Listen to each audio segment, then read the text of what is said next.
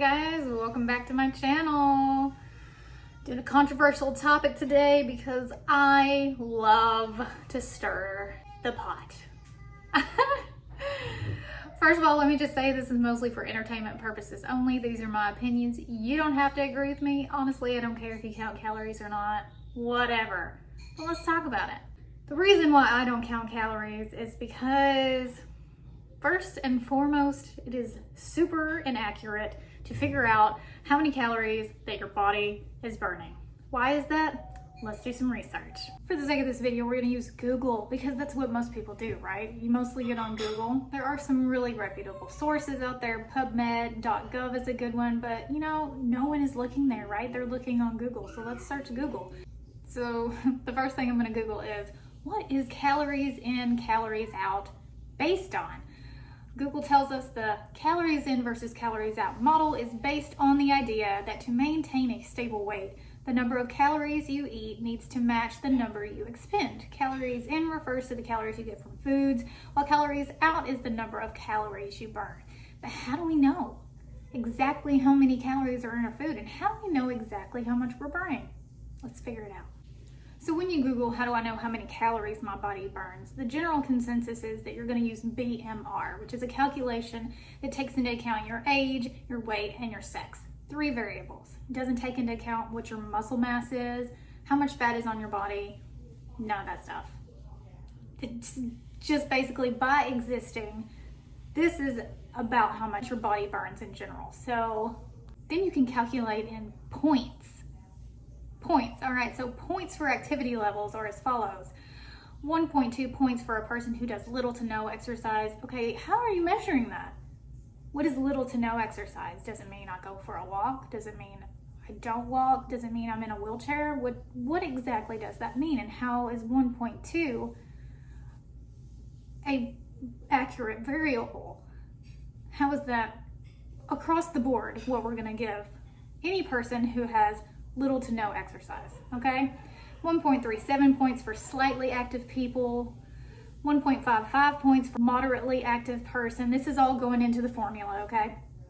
1.725 points for a very active person, 1.9 points for an extra active person. When the BMR is calculated and the activity points are determined, the 2 scores are multiplied, and the total is the number of calories burned on an average day. So, for example, to calculate how many calories a 37-year-old, 6 foot tall, 170-pound man who is moderately active burns, the formula would look like this really long algebra problem. And it would say that this person needs to eat 2,663 calories a day to maintain their weight. This doesn't take into account metabolic diseases. It doesn't take into account muscle mass, bone density, fat percentage. It doesn't take into account any of those things. It's simply these few variables. So is this accurate? Let's do some more research. So now I've Googled, are calorie calculations accurate? Here is a little snippet.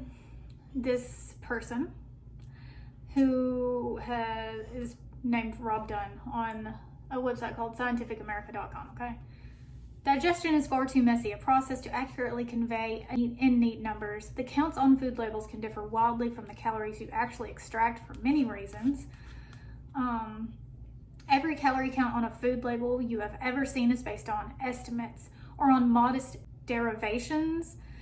Yet the approximations assume that the 19th century laboratory experiments on which these counts are based are accurate and reflect how much energy different people with different bodies derive from many different kinds of food. Now, research has revealed that this assumption is, at best, far too simplistic. To accurately calculate the total calories that someone gets out of a given food, you would have to take into account a dizzying array of factors, including whether that food has evolved to survive digestion, how boiling, baking, microwaving, flambeing a food changes its structure and chemistry, how much energy the body expends to break down different kinds of food, and the extent to which the billions of bacteria in the gut aid human digestion. Conversely, steal some calories for themselves. Nutrition scientists are beginning to learn enough to hypothetically improve calorie labels, but digestion turns out to be such a fantastically complex and messy affair that we will probably never derive a formula for an infallible calorie count. So what does that mean? It means it's complicated. It's so complicated that even the formula that we have is inaccurate to a point where you don't know how inaccurate it is, because our foods have changed. Broccoli is even different than it was 20 years ago. Everything is different. The way your body works is different than my body. Is your microbiome healthy? Is it lazy?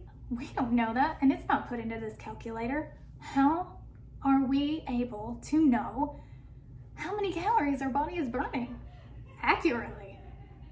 Well, it seems like we can't. So why are we told to count calories so much and told that it's necessary for weight loss and it's optimum for health? And are there bad things that can come from restricting our calories? This is an article from health.com. The problem with foods that make people fat isn't that they have too many calories.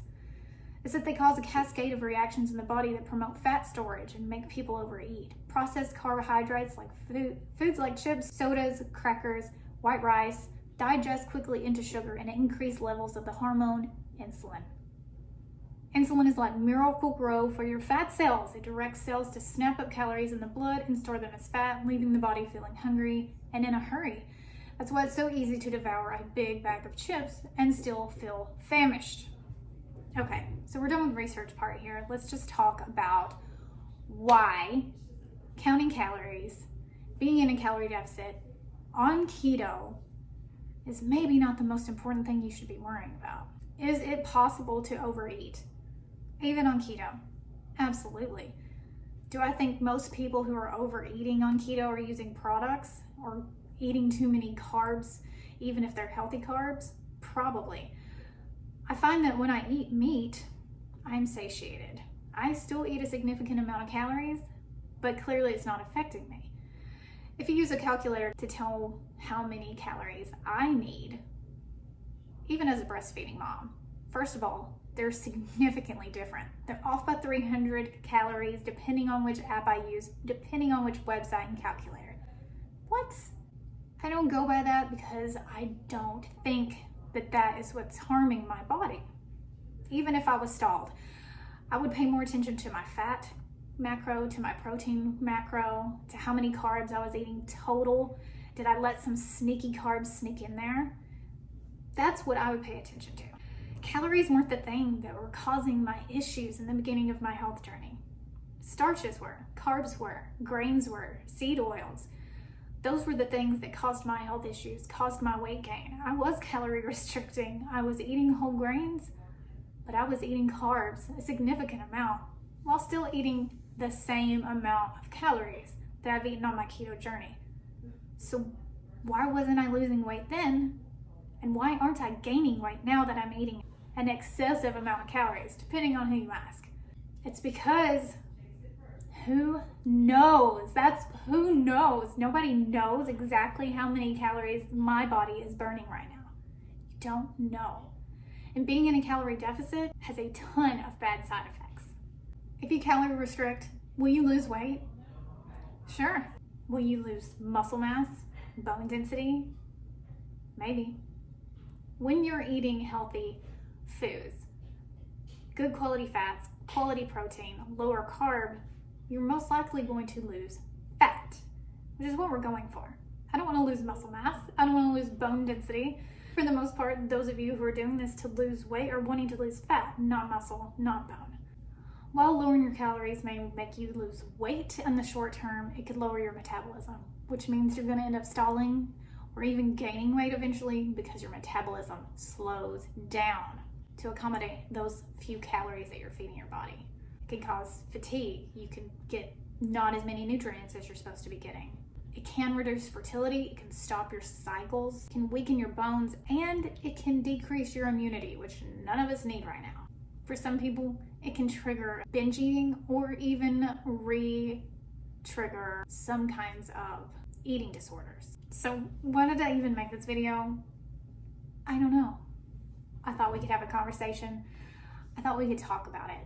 I thought you could think about it, do some more research, find out exactly how these calorie calculations are so inaccurate and how the nutrients in your food are really what matter. So if you find your place in this ketovore, carnivore journey where you're stalled or you're gaining weight, maybe look at your protein to fat ratio. Maybe look at, like I said, the carbs, total amount of carbs, not net. See how much you're actually taking in carb-wise. Play with your fat, play with your protein. Maybe you're one of those people who does better on high fat. I am. Maybe you're one of those people who do better on high protein, less fat. Either one of those is okay. What's not okay is thinking that this calorie thing is where the core information is. Sure, you can count them. Sure, that's fine. But is it what you should focus on? I don't think so.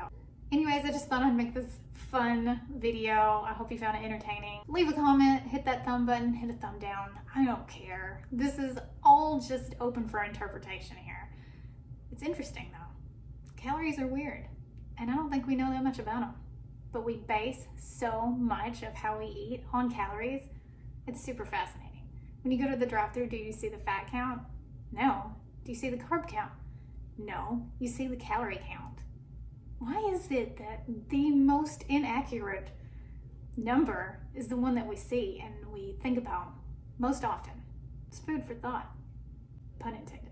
Thanks for watching this video, and I'll see you in the next one. Love you, mean it.